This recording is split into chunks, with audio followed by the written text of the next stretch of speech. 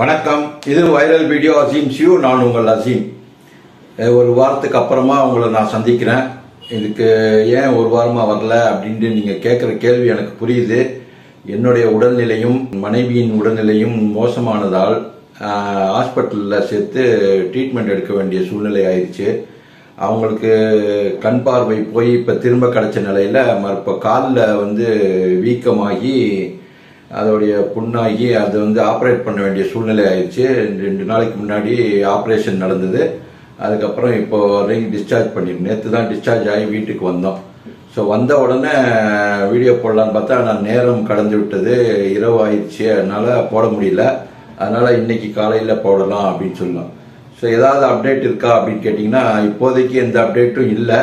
ஏன்னா 14ஆம் தேதி அந்த கேஸை ஒத்தி வச்சிருக்கனால இன்னும் 2 தினங்களுக்கு அப்புறமா அந்த கேஸ் வர இருக்கிற சூழ்நிலையில் அந்த தினம் அக்யூஸ்டுகளை ஆஜர்படுத்துவோம், அப்போ நீங்கள் 2 பேரும் வாதாடிங்க அப்படின்னு சொன்னனால அதுக்காக வெயிட்டிங்கில் இருக்கிறோம் அப்படின்றது தான் தகவல் லேட்டஸ்டாக உள்ளது. அது பழைய தகவல் தான். இப்போ வரைக்கும் அந்த தகவல் தான் லேட்டஸ்ட் தகவலாக இருந்துட்டு இருக்கு. ஆனால் இப்போ குறிப்பிட்ட அந்த சில தினங்கள் நான் வராத நாளில் நிறைய சம்பவங்கள் நடந்து போயிருக்கு. என்ன சம்பவங்கள் அப்படின்னு பார்த்தீங்கன்னா, இந்த சவுக்கு சங்கர் அப்படின்னு சொல்லிட்டு ஸ்ரீமதியோடைய மரணத்தை பற்றி தரக்குறைவாக பேசிட்டு இருந்தவர்கள்ல ஒருவர். அவங்களுக்கு சரி, அவங்கள பேட்டி எடுத்து அந்த ரெட் பிக்ஸ் அப்படின்னு சொல்லிட்டு ஒரு சேனல்ல இருக்க பிலிக்ஸ் ஜெரால்டு அப்படிங்கிறவங்களையும் 2 பேருமே அரெஸ்ட் பண்ணியிருக்காங்க அப்படிங்கிற ஒரு தகவல். ஸோ இவர் சவுக்கு சங்கர் அரெஸ்ட் பண்ணி அதுக்கப்புறம் ஒரு விபத்தில் சிக்கி அவர் கை உடைஞ்சி அதுக்கப்புறம் அந்த மாதிரி நிறைய சம்பவங்கள் நடந்திருக்கு. அவர் பேட்டி எடுத்த காரணத்துக்காக பிலிக்ஸ் ஜெரால்டை டெல்லியில் வச்சு அரெஸ்ட் பண்ணியிருக்காங்க காவல்துறை அப்படின்னு சொல்லியிருக்காங்க. ஏன் சவுக்கு சங்கர் அரெஸ்ட் பண்ணாங்கன்றது உங்களுக்கு எல்லாத்துக்கும் தெரியும். நீங்கள் இப்போ வீடியோ ஃபாலோ பண்ணியிருப்பீங்க, அதனால உங்களுக்கு எல்லாத்துக்கும் தெரியும். அதாவது பெண் போலீஸை கேவலமாக பேசுகிறாரு. அந்த பெண்களை கேவலமாக பேசுறது அவனுக்கு ஒன்றும் புதுசு இல்லை.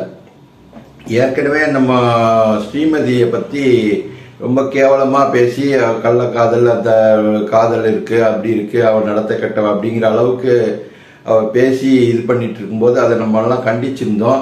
அதையும் மீறி அவர் சிரிச்சுக்கிட்டே நக்கலாக பேசிட்டு இருந்தது நீங்களாம் பார்த்துருப்பீங்க. அதை பேட்டி எடுத்து ஒளிபரப்பி வியூஸ் வாங்கிட்டு இருந்தவங்க பிலிக்ஸ் ஜெரால்டுன்றவங்க ரொம்ப தீவிரமாக கள்ளக்குறிச்சி ஸ்ரீமதி வழக்கை பற்றி பேசிட்டு இருந்த ஒருத்தர். அவரும் சரி, ரூஸ்டர் ராகுல் அப்படின்னு ஒரு சேனல்ல இருக்கிற ராகுலும் சரி, அவங்களும் 2 பேரும் போய் பள்ளித்தரப்புல இருக்கிற அவங்கள சந்திச்சுட்டு வந்ததுக்கு அப்புறம் அவங்க ஸ்ரீமதி விஷயத்தை பத்தி பேசுறதை நிறுத்திட்டாங்கிறது கொஞ்சம் மன வருத்தம் தரக்கூடிய செயலா இருந்தது. ஸோ அவங்க ஸ்ரீமதியை பத்தி பேசல, அசிங்கமா பேசல அப்படிங்கிறத தாண்டி சவுக்கு சங்கரை வச்சு பேட்டி எடுத்தாரு. அவர் அவதூறா பேசிட்டு இருக்க ஒரு ஆளை கூப்பிட்டு வச்சு பேட்டி எடுக்கிறது, அவரை கௌரவப்படுத்துற மாதிரி அவர் சேனல்ல கூப்பிட்டு பேட்டி எடுக்கிறது, இந்த மாதிரியான செயல்களை செய்துட்டு இருக்கிறதும் அது தவறுக்கு துணை போனது அப்படிங்கிற ஒரு விதத்துல வரும். ஸோ இப்போதைக்கு கடவுள் நின்று கொள்ளும், அப்படி தெய்வம் நின்று கொள்ளும் சொல்லுவாங்க இல்லையா, அந்த மாதிரி நின்று கொள்ளும் அப்படிங்கிற காலகட்டம்லாம் தாண்டி இப்போ கொள்ளும் அப்படிங்கிறது, அதாவது தண்டனை கொடுக்கக்கூடிய காலகட்டத்துக்கு வந்துருச்சு. ஸோ ஒவ்வொருவரா அந்த ஸ்ரீமதியை பற்றி தவறாக பேசின யாரெல்லாம் தவறாக பேசினாங்களோ அவங்க எல்லாரையுமே ஒருவரா அவங்க தண்டிக்க ஆரம்பிச்சிருக்கு.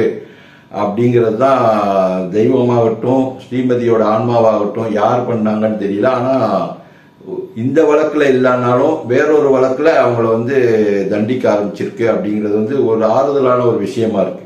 ஸோ உப்பட் தின்றவன் தண்ணி குடிச்சு தான் ஆகணும், அது மாதிரி தப்பு செய்தவன் தண்டனை அனுபவிச்சு தான் ஆகணும். இந்த மாதிரி அவதூறா பேசுறவங்களுக்கு கடவுள் தண்டனை கொடுப்பாரு அப்படிங்கிறது எப்படி வந்திருக்கு அப்படின்னா, பெண் போலீஸை பத்தி அவதூறா தவறா அசிங்கமா பேசினதை கேட்டுட்டு போலீஸ் சும்மா இருக்காது. ஸ்ரீமதியை பத்தி தப்பா பேசினா ஸ்ரீமதி தாய் வேணா சும்மா இருப்பாங்க, அமைதியா இருப்பாங்க. ஏன்னா அவங்களுக்கு எதுவும் செய்ய முடியாது, பண பலமோ அதிகார பலமோ எதுவுமே இல்லை அவங்க கிட்ட. அதனால அவங்க கையார்ந்த நிலையில இருந்தாங்க அப்படிங்கிறது தான் நம்ம எல்லாம் பார்த்துட்டு இருக்கோம். ஆனா அதிகாரம் கையில இருக்கிற ஒரு பெண் போலீஸு பத்தி போலீஸ் பவர் இருக்கிறவங்கள்ட்ட மோதுனா என்ன ஆகும் அப்படிங்கிறது போலீஸ் காட்டியிருக்கு. ஸோ அவதூறா பேசினதுக்காக இந்த வழக்கில் இல்லைனாலும் அந்த வழக்கில், அதுவும் ஒரு பெண்ணை பத்தி அவதூறா பேசின வழக்கு தான், அதுல கைது செய்யப்பட்டிருக்காரு அப்படிங்கிறது ஒரு ஆறுதலான விஷயம். ஸோ இவரை போல இன்னும் பலர் கைது செய்யப்படலாம் அப்படிங்கிறது வெயிட்டிங்ல இருக்கிற ஆளுங்க யார் யாரெல்லாம் ஸ்ரீமதியை பத்தி தவறா பேசினாங்களோ அவங்களுக்குலாம் தண்டனை காத்துட்டு இருக்கு. இந்த வழக்குல இல்லைனாலும் வேற ஒரு வழக்குல அப்படின்னு. அதுல முக்கியமான ஆள் பாத்தீங்கன்னா கார்த்திக் ராஜா அப்படின்றவங்க, அவங்க மேல வழக்கு இருக்கு. ஆனாலும் போலீஸ் நடவடிக்கை எடுக்க தயங்கிட்டு இருக்காங்க. அப்படிங்கறத தாண்டி கார்த்திக் ராஜா அப்படிங்கிற இன்னொரு வழக்குல ஏதாவது ஒரு வழக்குல கண்டிப்பாக தண்டனை அனுபவிப்பார், அரெஸ்ட் செய்யப்படுவார் அப்படிங்கிறது காலத்தின் கட்டாயமா இருந்துட்டு இருக்கு. ஸ்ரீமதி ஆன்மா நடவடிக்கை எடுக்க ஆரம்பிச்சிருக்குதா அப்படின்னு கேட்டீங்கன்னா ஆமான்னு தான் சொல்ல வேண்டியிருக்கு. ஏன்னா ஒவ்வொருவராக இந்த கேஸ்ல சம்பந்தப்பட்டு ஸ்ரீமதியை பத்தி தவறா பேசினவங்க எல்லாம் ஒவ்வொருத்தரா அரெஸ்ட் செய்யப்பட்டு தண்டனை அனுபவிச்சுட்டு இருக்காங்க. அப்படிங்கிறத பார்க்கும்போது இது தண்டனை கொடுக்கும் காலம் அப்படிங்கிறது உறுதியாயிருச்சு அப்படிங்கிறது. ஸோ இதுல அடுத்த லிஸ்ட்ல யார் யாரெல்லாம் இருக்கிறது அப்படின்னு பாத்தீங்கன்னாக்கா, அடுத்த லிஸ்ட்ல கார்த்திக் ராஜா இருக்கிறது தாண்டி இந்த போதி பிரவேஷ்னு ஒரு செக்ஸ் சாமியார் இருந்தார் இல்லையா, அவரு அந்த லிஸ்ட்ல வருவாரு அப்படிங்கிறது சொல்லுது. கூடிய சீக்கிரம் அவர் வேற ஒரு கேஸ்ல எதையாவது மாட்டி அரெஸ்ட் செய்யப்படுவார் அப்படிங்கிறது நீங்களும் பார்க்க தான் போறீங்க. நம்ம பொறுத்திருந்து பார்ப்போம். அதுவும் நடக்க தான் போகுது கூடிய சீக்கிரம். ஸோ இந்த மாதிரியான விஷயங்கள் 2 நாள் கழிச்சு என்ன நடக்க போகுது அப்படிங்கிறது தான் நம்ம இப்போ நம்மளுடைய மைண்ட்ல ஓடிட்டு இருக்க ஒரு விஷயம். ஸோ 14ஆம் தேதி என்ன நடக்க போகுது, அக்யூஸ்டுகள் ஆஜராவாங்க, இவங்களோட வாதங்கள் நடக்கும். அந்த வாதங்கள் முடிவில் என்ன செய்ய போறாங்க கோர்ட்டு அப்படிங்கிறது தான். இவங்க கேட்குற ஆவணங்களை கொடுக்க சொல்ற போறாங்களா, இல்லை இந்த வழக்கை இதோட எப்படி முடிஞ்சிருச்சு அப்படின்னு தள்ளுபடி பண்ண போறாங்களா அப்படிங்கிறது 14ஆம் தேதி தெரியும். ஸோ அந்த ஆவணங்களை கொடுத்தாதான் நம்ம ப்ரொடெஸ்ட் பெட்டிஷன் போட முடியும் அப்படிங்கிற ஒரு சிக்கலான ஒரு சூழ்நிலை இருக்குது. அப்படிங்கிறத நீதிபதி கருத்துல கொள்ளுவாரு அப்படிங்கிறத நம்பிக்கையோட நம்ம பயணிப்போம் அப்படிங்கிறது தான். ரொம்ப நாளா பேசாம இருந்த முகில் தோழர் விபி ராக்கர்ஸ் சேனல்ல பேச ஆரம்பிச்சிருக்காரு மறுபடியும். அப்படிங்கிறது ஒரு சற்று ஆறுதலான விஷயம். அவர் ஏதோ திரைப்பட விஷயத்துல சில பல வேலைகளை பார்க்க வேண்டியிருந்ததுனால அவர் பேசாம இருந்திருக்காரு அப்படின்னு. ஸோ நான் பேசாம இருந்ததுக்கான காரணம் நான் உங்களுக்கு சொல்லிட்டேன். உடல் நலமின்மையால ஹாஸ்பிட்டல் அட்மிட் பண்ணி நேற்று தான் டிஸ்சார்ஜ் ஆகிருக்கோம் அப்படிங்கிற விஷயத்த உங்களுக்கு நான் தெளிவுபடுத்திட்டேன். ஸோ அது நீயும் மீறி இந்த ஸ்ரீமதி வழக்கை பத்தி பேசிட்டு இருந்தவங்க, பேசாம போனவங்க, அவங்க அவதூறா பேசினவங்க, இவங்க எல்லாருக்குமே நிச்சயமா வேறொரு வழக்கிலையாவது தண்டிக்கப்படுவார்கள் அப்படின்ற உறுதியை ஸ்ரீமதியின் ஆன்மா சார்பாகவும் தெய்வத்தின் சார்பாகவும் உங்கள்கிட்ட நான் சொல்றதுக்காக கடமைப்பட்டிருக்கேன். ஸோ இப்போ உள்ள விஷயம் என்ன அப்படின்றது உங்களுக்கு தெளிவா புரிஞ்சிருச்சு. இந்த விஷயத்தை மீறி நிறைய விஷயங்கள் நடந்திருக்கு. இந்த நிர்மலா அப்படிங்கிறவங்க ஒரு டீச்சர் பேராசிரியை மாணவிகளை வற்புறுத்தி பாலியல் தொழிலுக்கு இழுத்த விஷயத்துல அவங்களுக்கு தண்டனை கிடைச்சிருக்கு இல்லையா, அதுக்கு மேல்முறையீடு அவங்க போயிருக்காங்க அப்படிங்கிற ஒரு விஷயம். ஸோ இந்த மேல்முறையீடு இன்னும் எத்தனை வருஷம் நடக்கும் அப்படிங்கிறது நம்ம பொறுத்து இருந்து தான் பார்க்கணும். இந்த மாதிரி ஒவ்வொரு வழக்கும் இத்தனை வருஷம் தாண்டியும் தீர்ப்பு வந்த பிறகும் மறுபடியும் மேல் கோர்ட்டு, அதுக்கு அடுத்த மேல் கோர்ட்டு, அதுக்கு அடுத்த சுப்ரீம் கோர்ட்டு, இப்படி போயிட்டே இருந்ததுன்னா எப்பதான் இவங்களுக்கு தண்டனை கிடைக்கும்? அதுக்குள்ள இவங்க வாழ்நாள் எல்லாம் முடிஞ்சு போயிடும் அப்படிங்கிற ஒரு சூழ்நிலை இருக்கும்போது இது போன்ற வழக்குகள்ல விசாரிச்சு ஒரு நீதிமன்றம் கொடுத்த தீர்ப்பை அதை உறுதிப்படுத்துற மாதிரி இருக்கணும் அப்படிங்கிறது தான் மக்களுடைய வேண்டுகோளா இருக்கு. அந்த வேண்டுகோளுக்கு இணங்க இவங்க மேல்முறையீடு செய்யலாமா வேணாமா அப்படிங்கிறது அவங்களோட உரிமை அப்படிங்கறத மீறி இவங்க செய்த குற்றச்சாட்டு என்ன, இந்த செய்த குற்றம் என்ன, இவங்க மேல உள்ள குற்றச்சாட்டு என்ன அப்படிங்கிறதையும் பார்க்க வேண்டியிருக்கு. இந்த மாதிரி வளரும் பருவத்தில் இருக்கிற ஒரு மாணவிகளை வற்புறுத்தி பாலியல் தொழிலுக்கு இழுக்கிறா ஒரு பேராசிரியை அப்படின்னா அவளை பேராசிரியைன்னு எப்படி சொல்ல முடியும்? மாமான்னு தானே சொல்ல முடியும். அந்த மாதிரி மாமா வேலை பார்க்கறதுக்கு வேற ஒரு இது இருக்கு. அது ஆசிரியர் வேலையை பார்த்துக்கிட்டு அந்த வேலையை பார்க்க வேண்டியது இல்லை. ஸோ இவ்வளவு கேவலமான ஒரு தொழிலை செய்யறதுக்கு பதிலாக 4 பேர்கிட்ட பிச்சை எடுத்து சாப்பிட்டுட்டு போயிடலாம். ஸோ இதுதான் நான் உங்கள்ட்ட சொல்ல வர்றது. இப்போ உள்ளது நம்ம கள்ளக்குறிச்சி வழக்கை பொறுத்த வரைக்கும் பாப்பா மோகன் சார் என்ன சொல்றாரோ அதுபடி நம்ம கடந்து போயிட்டு இருக்கோம். ஸோ அதுபடி தான் இந்த வழக்கு டிராவல் ஆயிட்டு இருக்கு.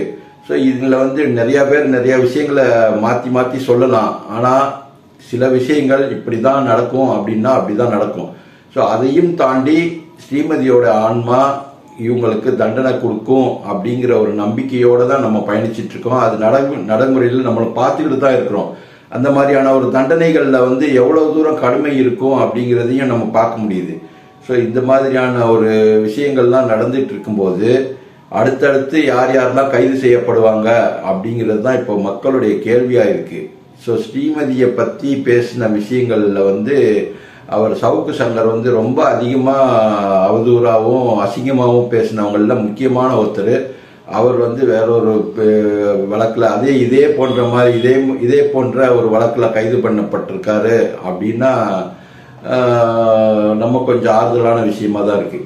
அதே மாதிரி இப்போ ஒரு வாரத்தில் நடந்த சம்பவங்கள்லாம் பார்த்தா மனைவி மேல நடத்தையில சந்தேகப்பட்டு அவர் மனைவியை கொலை பண்ணி கூட இருந்த 2 குழந்தைகளையும் கொலை பண்ணி அவர் கொலை பண்ணியிருக்காரு அப்படிங்கிற விஷயம் சந்தேகம் அப்படிங்கிற ஒரு விஷயம் எவ்வளவு தூரம் அவனை மூளையை மழுங்க பண்ணியிருக்கு. ஸோ அந்த பெண் தவறு செய்திருக்காளா இல்லையா அப்படிங்கிறது சந்தேகம் பட்டு பண்ணியிருக்கானா வழக்கு விசாரணையில் போலீஸ் விசாரணையில் அந்த பெண்ணு எப்படிப்பட்டவ அப்படிங்கிறது தெரிய வரும். ஸோ இந்த மாதிரியான தகவல்கள் டெய்லி நியூஸ் பேப்பரை திறந்தா ஆயிரக்கணக்கில் வந்துட்டு இருக்கு அப்படின்னா நம்ம சமுதாயம் எதை நோக்கி போயிட்டு இருக்கு அப்படிங்கிறது தான் நம்ம பார்க்க வேண்டியிருக்கு. அதே மாதிரி +2 மார்க்ஸ் இதில் ஆகட்டும், ரிசல்ட்லேயே ஆகட்டும், 10th ரிசல்ட்லேயே ஆகும் தோல்வியுற்ற மாணவர் மாணவிகள் தற்கொலை முடிவுக்கு வர்றது ரொம்ப கவலை அளிக்கிற ஒரு விஷயமா இருக்கு.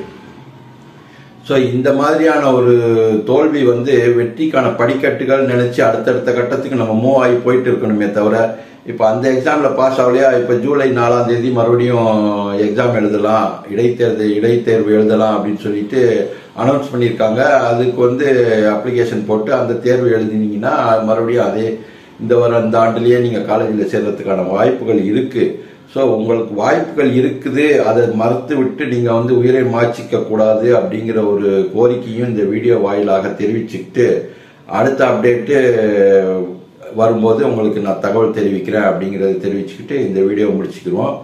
வழக்கம் போல் உங்கள் கமெண்ட்டுகளை கமெண்ட் செக்ஷனில் சொல்லுங்கள். அடுத்த வீடியோவில் பார்ப்போம். நன்றி, வணக்கம்.